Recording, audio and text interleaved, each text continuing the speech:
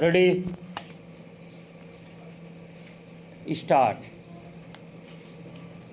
महोदय, मान्यता शब्द की हर तरफ से मांग आई है।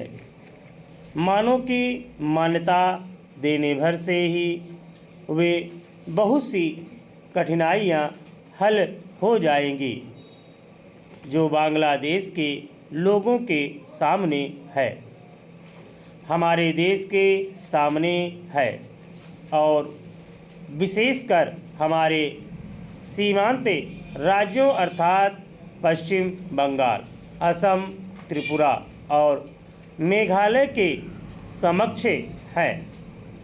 हमने इस प्रश्न के हर पक्ष पर बड़ी गहराई से सोच विचार किया है।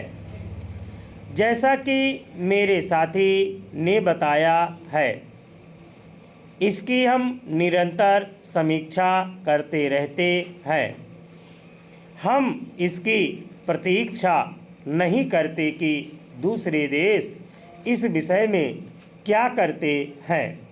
इस बारे में या अन्य मामलों के बारे में हम जो कुछ भी निर्णय करेंगे वह स्थिति के हमारे अपने ही स्वतंत्र मूल्यांकन के अनुसार और इस बात को ध्यान में रखकर होगा कि हमारे हित व्यापक अर्थ में किस तरह पूरे होते हैं।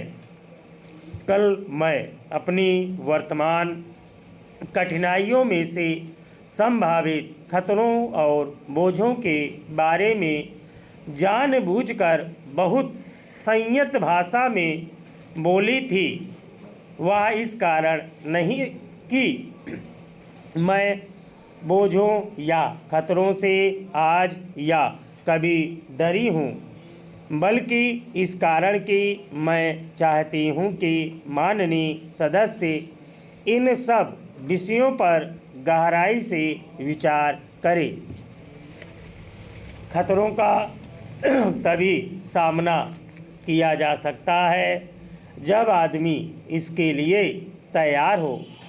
जैसा मैंने पहले कहा और फिर से दोहराना चाहूँगी कि यह समय दलगत प्रतिद्वंद्विता का नहीं है। हम सबको मिलकर एक साथ खड़े रहना चाहिए और हमारे सामने जो अधिक काम है उनमें एक दूसरे की सहायता करनी चाहिए। सांप्रदायिक प्रवृत्तियों को दबाना चाहिए। मेरे विचार में सब पार्टियों को सहायता करनी चाहिए कि बांग्लादेश और शरणार्थियों का प्रश्न सांप्रदायिक स्तर तक न गिरने पाए, बल्कि अपने सही स्तर पर ही बना रहे जो राष्ट्रीय और अंतर्राष्ट्रीय स्तर है।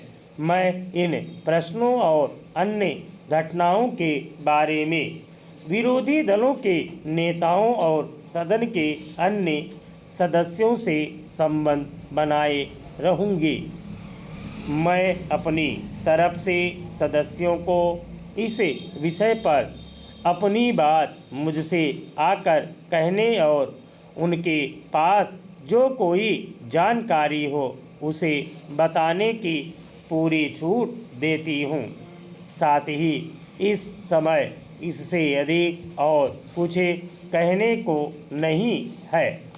मैं बस इतना ही कहना चाहूँगी कि हम निराश ना हों। हमें अपने और अपने लोगों पर भरोसा होना चाहिए। हमें बांग्लादेश की वीर जनता और अपने अधिकारों के लिए लड़ने के संकल्प पर भरोसा होना चाहिए। स्टॉप।